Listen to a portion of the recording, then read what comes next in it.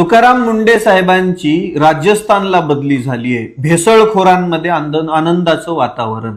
अरे झाकण झुल्यांनो, बातम्या पसरवत असताना विचार तरी करीत जा. मेंदू सारखा तुमचा बोच्यातच असतो काय? हा, महाराष्ट्र कॅडरचा ऑफिसर राजस्थानला कसा जाऊ शकतो? त्यांची अख्खी सर्व्हिस या महाराष्ट्रामध्येच पार पडणार, कारण की ते महाराष्ट्र कॅडरचे ऑफिसर आहेत. बघा, त्यांचेच तोंड नाही का?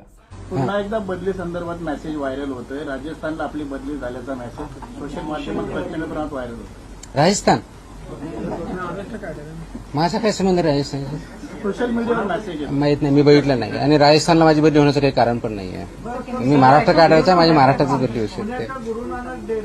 हे झाकण झुले येतं, म्हणजे हे जे न्यूज देणार आहेत ना, हे यांचा असतो बोच्यात मेंदू. कुठे? बोच्यात. यांना काही बुद्धी नसते, काही भाग नसते. आणि या बातमीमुळं भेसळखोर असे आनंदून गेले.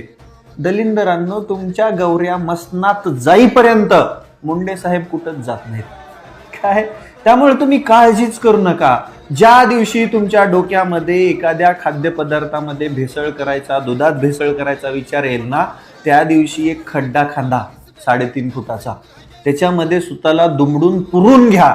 कारण की तो तुमचा हेतू भेसळखोरी करण्याचा कधीच साध्य होणार नाही.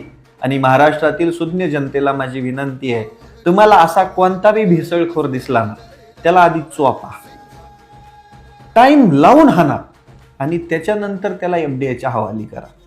बाकी या सगळ्या कारवाईमध्ये कधी कधी न्यायालयीन हस्तक्षेप होतो, साहजिक आहे, होणारच.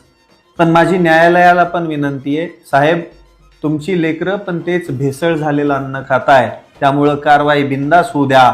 या भेसळखोरांना चाप बसलाच पाहिजे.